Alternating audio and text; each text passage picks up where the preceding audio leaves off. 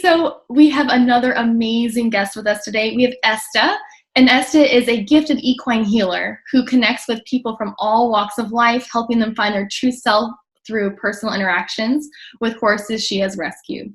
She teaches and inspires people on a daily basis, knowing the lessons we all learn are part of our lifelong education.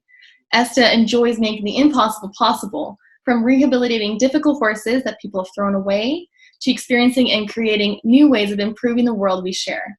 Her 45 years of equine experience brings a detailed and expansive range of educational programs with a proven track record. With the formation, her equine rescue, Sapphire Sanctuary Incorporation, she provides an ongoing platform for people wanting to learn and develop any equine and life skills. So awesome. Thank you so much, Esta, for joining us today. You're welcome. Thank you for having me. Gosh, we can touch base on a lot of different things, but I know you are so busy with your horses out there, just providing such a great service for people, like we just were talking about, like finding their life goals and bringing more value that way. So do you mind telling us a little bit more about your sanctuary? Sure. So Sapphire Sanctuary was formed in 2009. And I had the dream to have a rescue when I saw some horse being abused when I was a child. So that kind of was the catalyst for me to want to do this as an adult.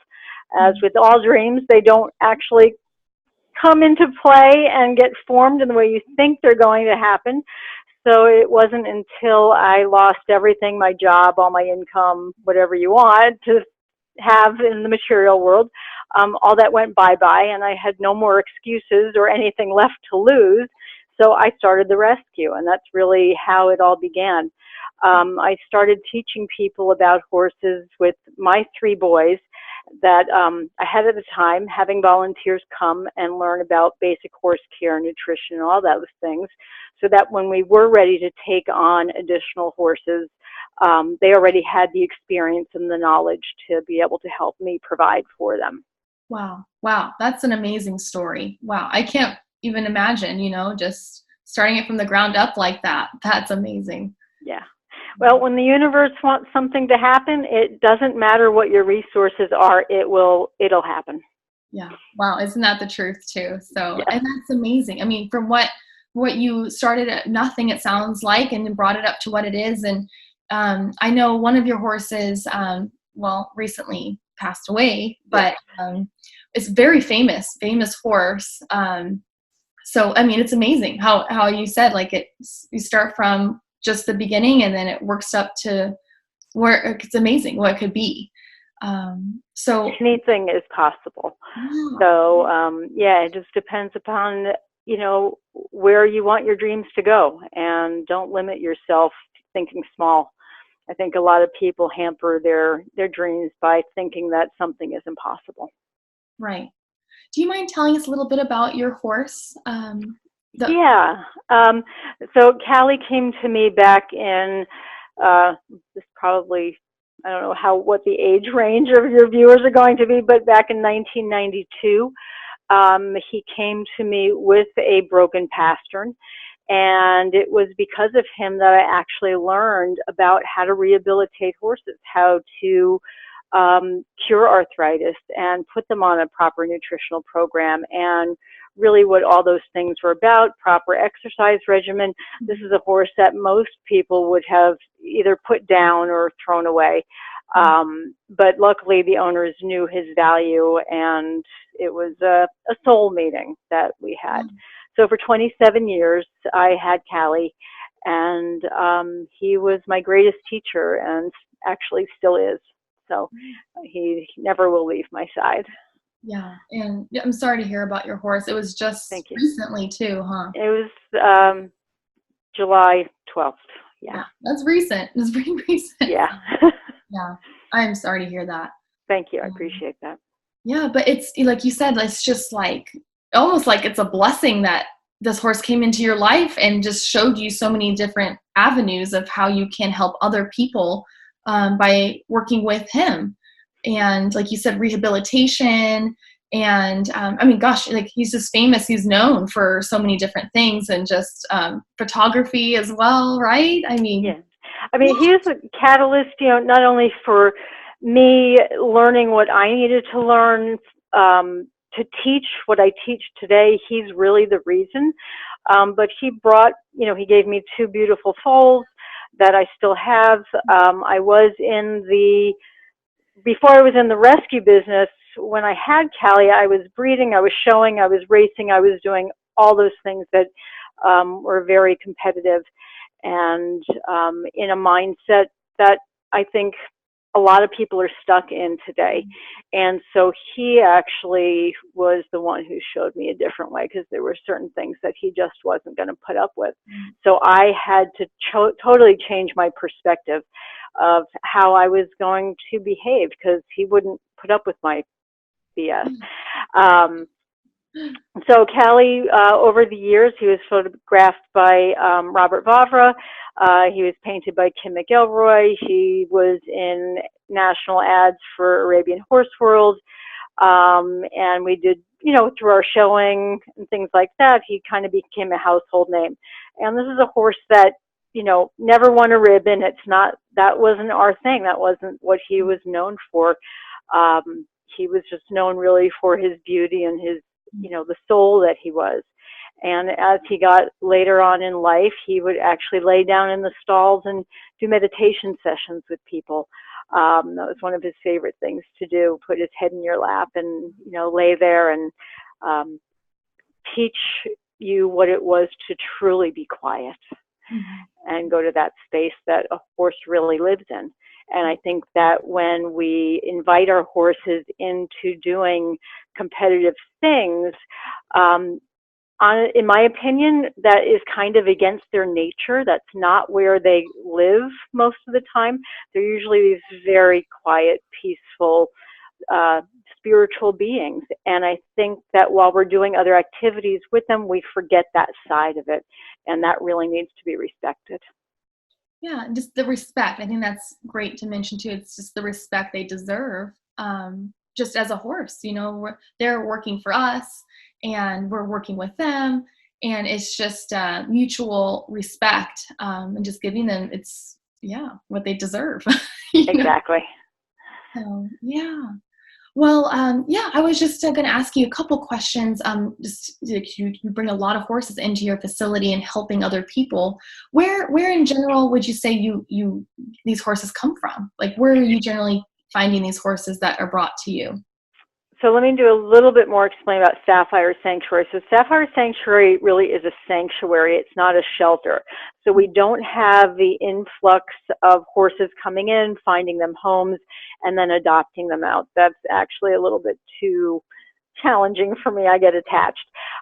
So what we actually designed is what we call our rehoming program. So people that are having, health, financial, whatever other types of issues that put them in a position of no longer being able to care for their horse. I go over there, I evaluate the horse, and they hire us to be the middleman between the prospective adoptive person and their horse. This actually prevents the horse from going to an auction, potentially slaughter, and the owner knows where the horse is going. The horse is then supported throughout the remainder of its life through our adoption agreement, so that in the event the horse doesn't work out for the new owner, it would come back to us or back to the owner.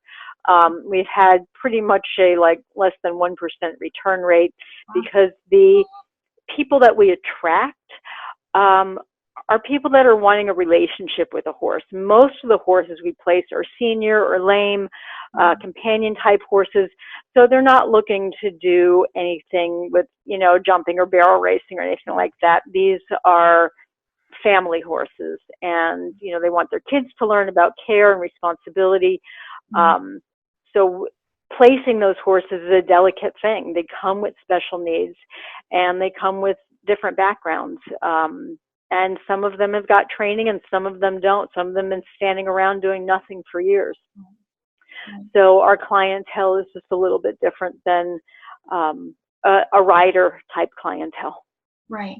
And I just think that's great that you offer that service, because some people, it just happens, and like you were saying, like sometimes it's financial, or it's just no longer in the best interest of the horse for them to be in that environment, and so you're acting as a responsible middleman of getting them into a new home that would be a better suited for them, and making sure that they, like you said, potentially don't go to auctions, or worse, a slaughter. Yeah. So that's great. I just think that's just wonderful what you do, in helping the industry in that sense too. So Thank you. yeah. So with your horses, I know it sounds like they're from all over, and you go and evaluate them and things like that. What are common problems that you find in some? I know you said some of them have been it's a financial problem, but maybe just like a retirement problem, or if they have lameness issues. What's a common problem you find in for example, like horses like that? The common denominator really is food, believe it or not. So the horses that we take into our sanctuary, and we currently have 8, they came from abuse or neglect situations.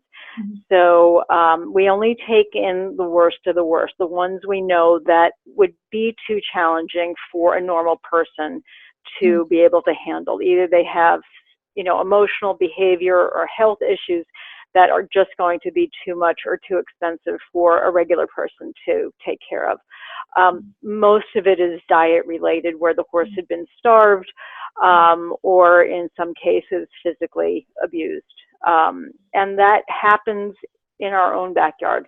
You never know what goes on behind those gates.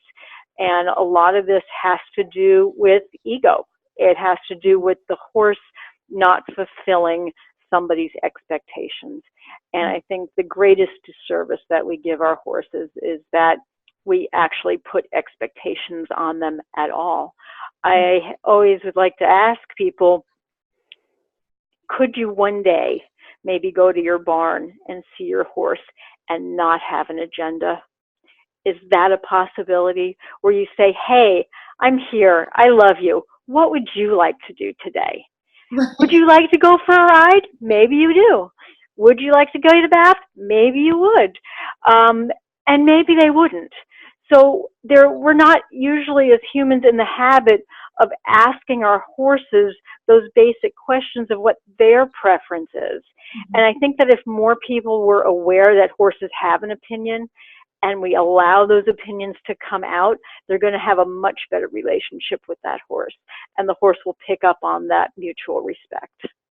Absolutely. Absolutely. So yeah. And like you were just saying about your horse too, like he would put up with some of that stuff, like the traditional training methods and things. And he'd just tell you, hey, I'm not putting up with that. And so you learned like how to work with him, and you built this amazing relationship because it was a conversation between you. So yeah, that's amazing. I think that's right on point there. So, listen to your horses. Listen to your horses. They'll always know more than you. I don't care what you teach. I don't care how much education you've gone through. I don't care what trainer you've practiced with or who you've studied. Your horse will always know more, and they know more from birth. So we as humans really need to take a step back and say, I am here as your proverbial student. Please show me what it is that I need to know. And they will be like, oh, this could be really fun, or, it could be maybe a little dangerous. There, like I said, respect first, but do that without demands. Yeah. Yeah. And just listening to the horse too. I mean, if you put them first before the sport, they understand that you are putting the effort towards helping them. And just, I guess, imagine through time that they want to be with you. They do like to perform for you. And so you just have to make sure it's clear to them that you think of them first, and they can trust you. And then you can build a relationship that way. And competition or whatnot you're doing with any just any goal you're trying to do with your animal, just building. A horse will do whatever it is that you ask of them, and ask being the key word, not make. And so, we never, the horses that come to us, we don't make them do anything. They have free will and they've got choices, and we allow them those choices within reason. We have the basic, behavior things that they're not allowed to do. But other than that, most of them don't want to be ridden. And ours are usually senior, so they've earned that right to be retired. And the ones that are younger that do want to be ridden, like my boys, that's something that I will give them. Do they want to compete? No, that's just not their thing. Are there some horses that love to do that? Yeah, I'm sure there are. I think it's most important, though, to find out that if that is their choice or not. And if the person's goal is really to compete, then if they have a horse that really doesn't, then maybe it would be in the best interest for that horse to find another person. And so that the relationship is a good one, and that, negative things don't happen between horse and person to make it hard on both of you. Yeah, absolutely. Yeah, some they just are sour towards any sport. It just happens, and some are, even if they're bred, quote unquote, bred for a sport, like a cutting horse, then they turn out that they don't like doing any of that. Working with cows, maybe it's best they'll be happier in a different home, and that's not a bad thing as long as you do it responsibly, and find them a good home, like finding a resource like Sapphire where they can help get them into a new location. And there's other way. I was talking with some other experts too, just responsible ways you can have a contract where if they were to ever sell that horse, you need to be told first, and you have first dibs on any price and things like that, just so you're aware on that. So there's definitely responsible ways of rehoming your horse, not thinking that you're getting rid of them. They are going to just a better environment for your different viewpoints and what you're trying to do in competition. So yeah. And people need to realize that just because something didn't work out, that horse didn't teach them something along the way. Maybe that part of the soul contract is complete, and the horse is now ready to move on to its next person that it's here to help. Mm-hmm. So they've done that through, I don't know, since the beginning of our time. And there's pictures of horses with humans all over the place. Mm-hmm. But I think now, as people are becoming more and more aware of their needs, they're realizing that horses are more of an emotional beast of burden rather than a physical one. Mm-hmm. And those things need to be taken into consideration while we're dealing with them. First and foremost, the horses really want us to know where we are mentally and emotionally. If we're not in a good space, they're going to pick up on it and they're going to tell us. Now, we can choose to listen to it or not. Normally, if we're not listening to it, that's when we see the problems start happening within the relationship, because the horse is really saying, hey, you're not clear, you're in a bad mood, maybe we really shouldn't be doing this today. Mm-hmm. Yeah, and they live in the moment. There's no, they live in the past. They don't think about that. They don't think about in the future. They think about right then and there what's happening. So when you go to the barn, you pull your horse, they're only experiencing that moment. They're not thinking about, well, yesterday, it's different, and I wonder what's going to happen tomorrow. It's that moment. They're in the moment, and that's something that's a gift for us, really. They do. It's just you're living in the present moment, just how it's supposed to be right then and there, and just dropping everything else and focusing on what's happening in the present. Yeah. So when it comes to responsible horse ownership, the problem that the world really has today is that horses still are viewed as a commodity. They're an expensive pet. They're the last thing that you would get yourself and the first thing that you're going to get rid of. And the reason is because people don't have the type of relationship with a horse that they would with a dog or a cat. And this is just a historic thing. There's lots of reasons why they feel this way about their horses. But mostly it's because they get the horse with the intention that it is something that they want to use or do something with. So when the horse doesn't fulfill that expectation, the first thing they do is get rid of it. One of the saddest things I think I saw recently was a program that was being, I guess, promoted, and it was called the Oldies But Goodies program. And what it did was, it was another rescue that was saying, here, adopt an old horse that you can ride, and then when you're done with it, you can return it, and we'll take it back, and you can adopt another one for half price. Now, that mentality, in and of itself, gives people the idea that a horse is disposable, that it has no emotion, that it doesn't care, that it's going back and forth. And it actually really made me quite upset to see that this type of organization, this worldwide organization, would promote something to be used. And horses are not here to be used. They're here as our family members. So if they are not considered a family member, the people aren't going to be responsible about keeping them. It's not going to be on their agenda. It's just a motorcycle to them. So here, let me go ahead and adopt this horse and use it up, and when I've run it into the ground, okay, it might have a safe place to go, but I'm going to go get a newer model. It's like, what is that? Yeah. I didn't understand that concept at all. And if that's how they think, that that's going to encourage responsible ownership, then they really need to relook at what a horse is. And the beginning of responsibility comes with love and emotion, and actually looking at that horse as something you're falling in love with, not something that you need to do something with. Right. How interesting. That I'll have to look into that. I haven't actually heard that. So, wow, because I think you're right. Like, you don't want to promote that, like, oh, here's a horse, and when you're done with it, bring it back, get you a new model. Like, wow.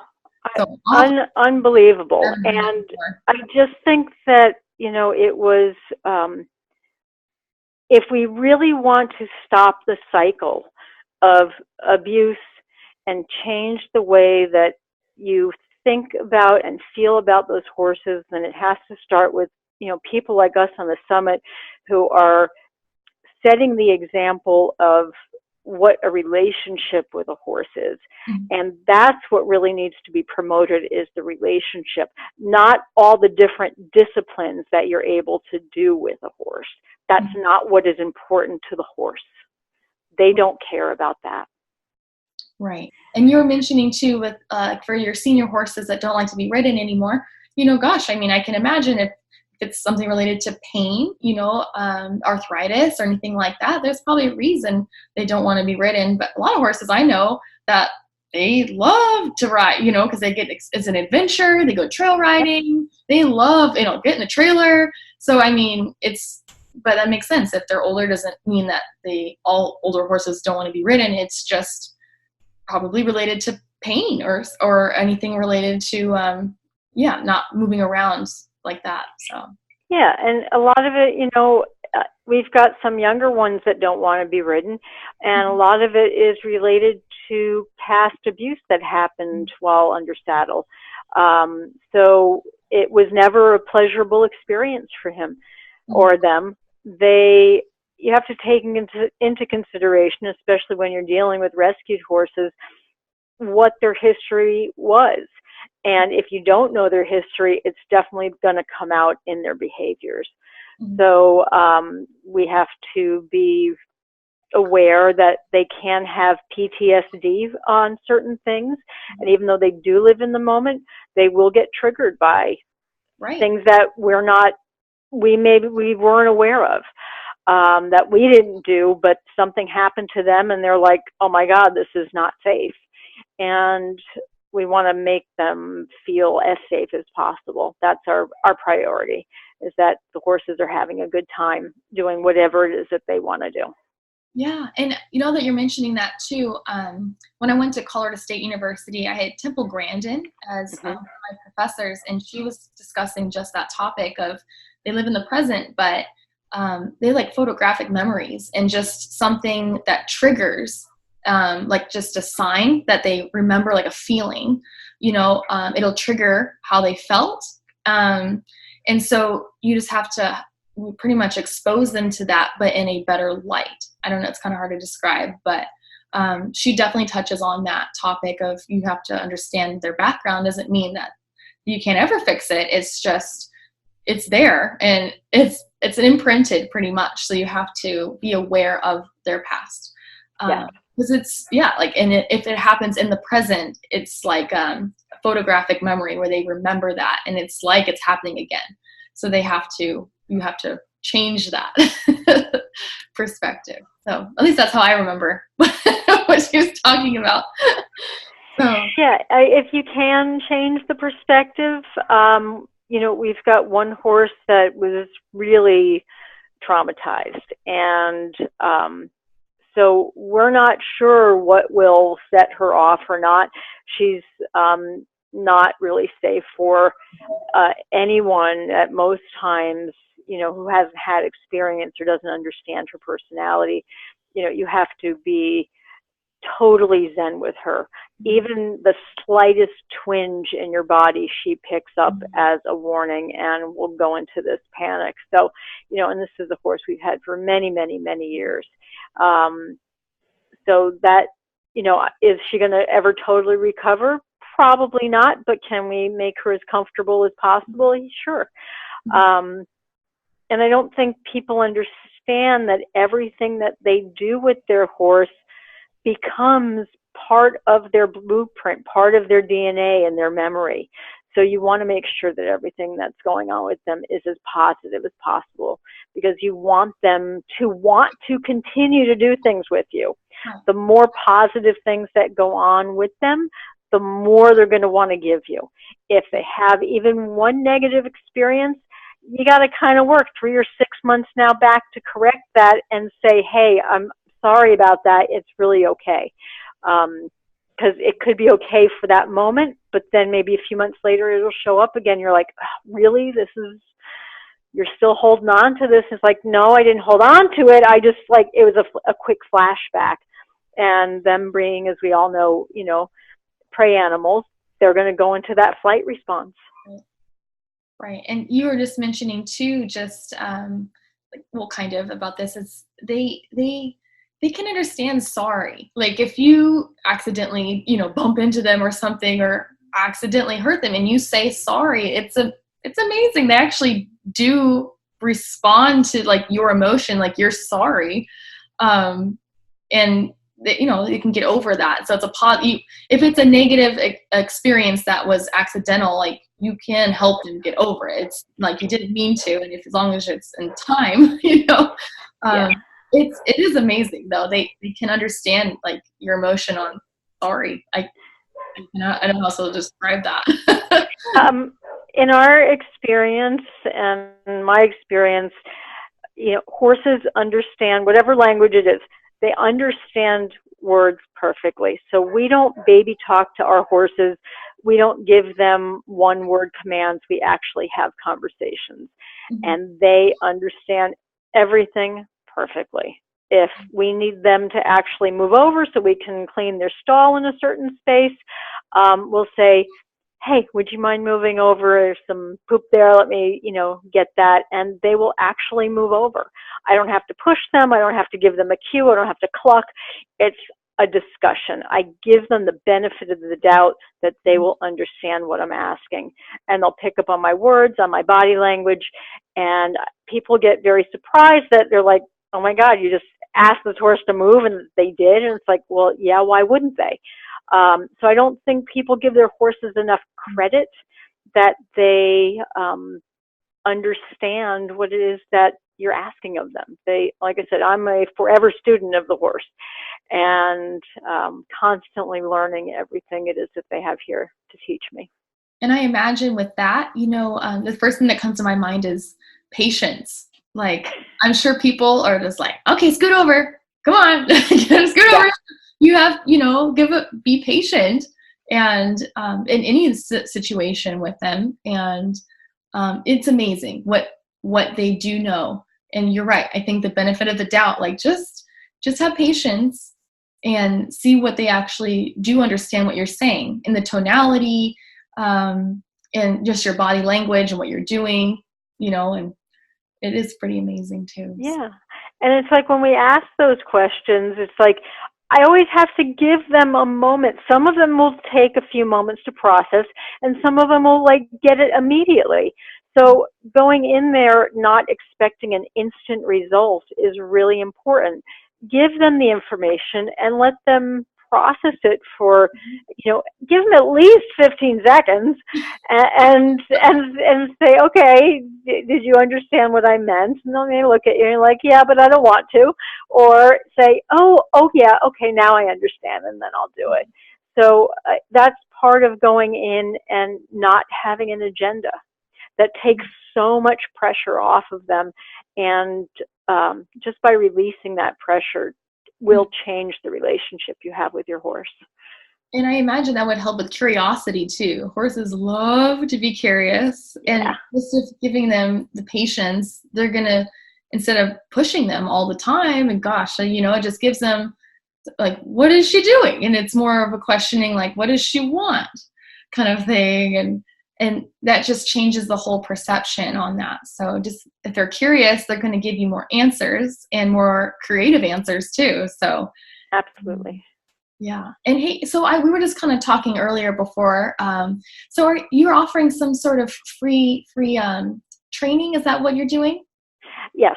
So what I've decided to do, we have a program that, I can claim that I designed it, but really the horses designed it.